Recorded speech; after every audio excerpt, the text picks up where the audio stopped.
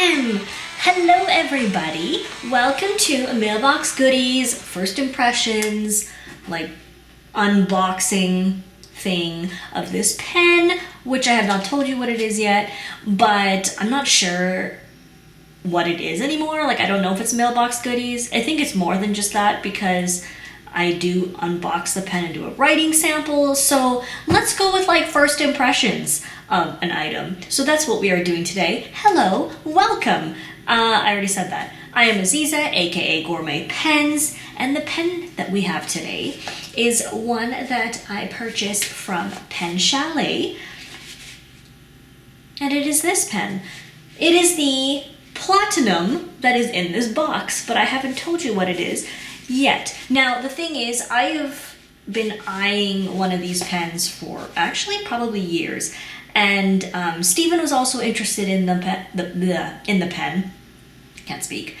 And we just never really got around to getting one because I don't know, we just never really thought about it. And the thing is, Japanese pens are super expensive in Europe, so that was one of the factors that was holding us back from getting it when we lived in the Netherlands. And now we are in Canada, and they are available here. And I just thought, you know what? I'm just gonna pull the trigger. And that's what I did. I ordered it. It arrived safely. Thank you, Pen Chalet, for your super speedy shipping. I'm gonna add a discount code because you can get 10% off your purchase at Pen Chalet. And just saying, just tossing that out there. So, the pen. Now, I have the price up, but I'm gonna save it until I show you what it is. This is, well, this is the box, but the pen is a platinum Izumo. And the finish, which I will show you in further detail when we do a quick writing sample. This is the Tamenuri, Tamenuri, which is a black-red finish. So there we go, just so you can have a peek at it. Now, the packaging, it's got like this like pearly white outer sleeve, very simple. The sleeve's purpose is to protect the softwood box that's inside. And what a face. Here are the things that come in the box. Now, it's a very simple box. I'm gonna just show you the base. It's just felt. And there's like not a whole lot to it. As you can see, this is not like removable type of bedding. What else do you get? You get a little pamphlet that says, read before use. Do not post the cap on the back of the pen. They say the fountain pen is designed to use comfortably without the cap. It may break the balance and damage the pen when the cap is placed on the back of the pen. So, no posting your cap. It is a pretty big pen, so to be honest, like, I don't really know how many people are going to want to post it, but it's not an option. Now, all of these pens come with like a little tag thingy, which I'm assuming is details from the platinum. Don't know what it says because it's not in English. There's a couple English words, but whatever. The pen also comes with a little sleeve, very simple. Let me just put it just opens up like this. You just slide it in. Of course, the clip gets stuck. And then you just do this, and then you just wrap it shut. It's cute. This little part is plastic. I think something metal would have been kind of nice, especially considering the price of the pen. Now is a good time to discuss the price of the pen. Now, it retails for $7.95, but the street price is like $6.35, $6.36 US dollars. And that's not an inexpensive pen, and if you compare it to other Urushi pens like Nakaya's, it's like in the same category, I think. So they're not cheap pens, but a lot of labor goes into the Urushi work, and to make it properly, it's a very time-consuming process. So in that regard, like, I almost dropped it. Did you see the horror, the fear? I'm gonna have to check this video in slow motion to see if my face was hilarious. What was I saying? Yes, the Urushi work. It's a time-consuming process, so it's not an inexpensive pen. It's not the kind of pen that I would just buy impulsively, which I have done before. My impulsive purchase price is usually up to 175 to 250. Those are the price range of. That is the price range that I would just impulsively buy a pen and see if I like it later. But this is one I was thinking about because of the price. I understand the price. However, let's continue with the packaging. It also comes with this little plastic thing. Why? Why so much plastic? Ugh, I hate plastic. Okay. Nobody cares. Nobody cares about my feelings on plastic. There is a platinum cartridge. This is just blue. It also came with a converter, which it should. It's $636. Again, there is a warning for not posting the pen. The pamphlet shows you how to use a cartridge and a converter. Now, this might seem obvious if you're an experienced fountain pen user, but if you're a newbie, it's not that obvious. So I see the merit. They say use only for writing purpose. Can't imagine what else you're going to use it for, but it tells you how to clean the pen. Common practices on how to ensure the long-term use of your Izumo. So things like do not let the ink dry out, don't press on the nib, here's how to clean it, etc., etc. So, very simple, very interesting. That's it, yeah. Okay, so it also comes with other things, and I'm guessing this is something about like the artists who has made it or something like that. I'm not entirely sure.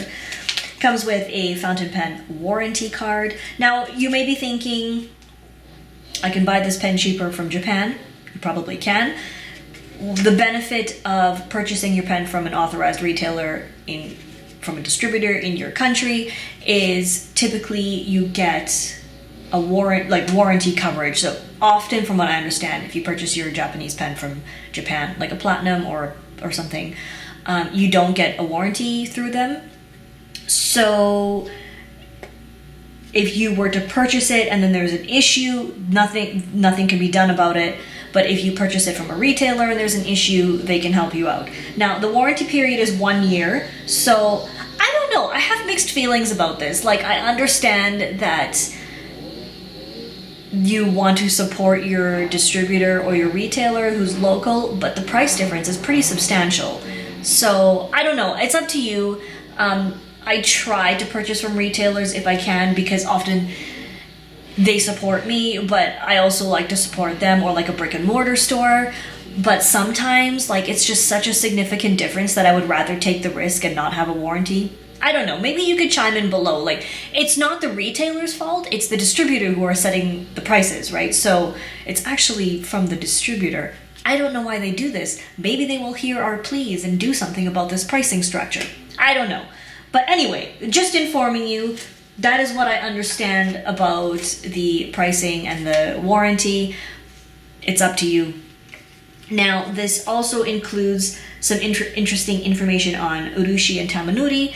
The timeless art of Urushi has for centuries brought to life the intricate depth of Japanese history and culture. There are many coating techniques, many processes. A vivid, beautiful Urushi lacquer finish will be increased in beauty over time. The Urushi fountain pen will outlast an original owner by many generations and can be passed on for each succeeding generation to enjoy and treasure. That's very nice. Now, let me just put that away so that I can show you the pen, and then we're going to turn the camera down as usual and do a writing sample. So, this is the pen. It is a large pen. It's not oversized, but it's definitely big. I find it very comfortable. The section is super comfortable. The threads are smooth. The balance is really nice. You cannot post the cap. I'm not even going to show you because I don't want to damage the finish, but really comfortable. Now, the nib is not the standard nib you may be used to from the 3776. This is a President nib. It is 18 karat, two-tone gold. I picked a broad. It is only available in fine, medium, broad. Boo earns. But it is a very smooth, wet broad. And it's ever so slightly soft so that it doesn't feel like a nail like the standard 3776 series nibs does. And I enjoy that, but I would love to see this with more nib options. Like a music nib on this would be awesome. Or the coarse nib, or even like a double broad or something. Anyway, there you go. Take a look at that. Very pretty pen. I'm not crazy about the nib design. Like, it's not the most fun nib. It's functional. So anyway, that is the pen.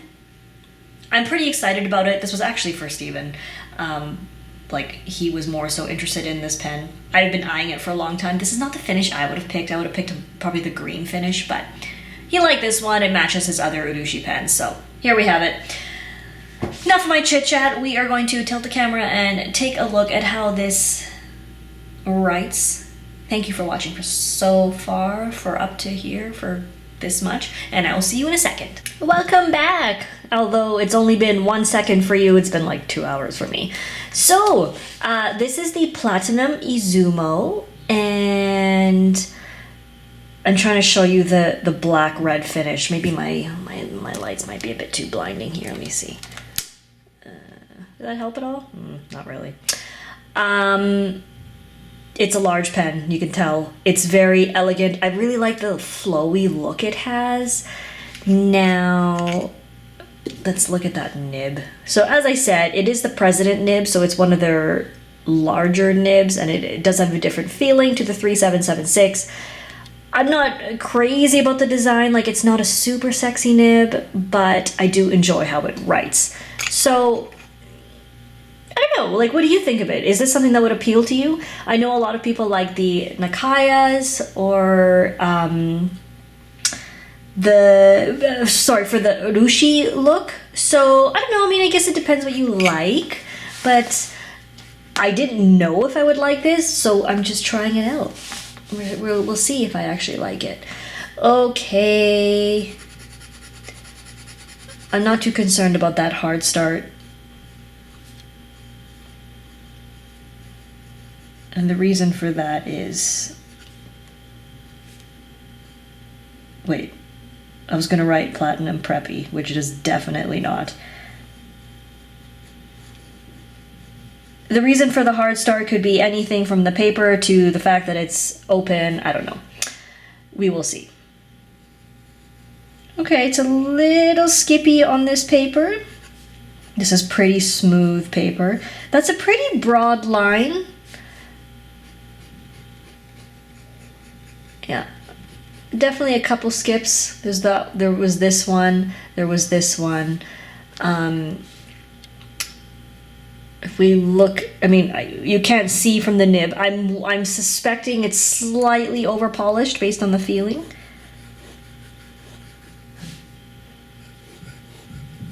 This is a terrible writing sample because you can't see what I'm doing, so I'm terribly sorry. Let's move down here and try again.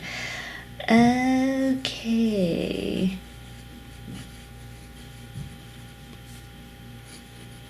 Hello. Hello, Jelly! This one is for Andrew and Kelly. Hello, Jelly. Hopefully they see this. Okay, so I think the conclusion is this is slightly over-polished. Just slightly. But you can see that it's pretty wet. The ink could be contributing to the dry feeling. Not the dry feeling, sorry. The, what's it called? The skippy, the hard starting.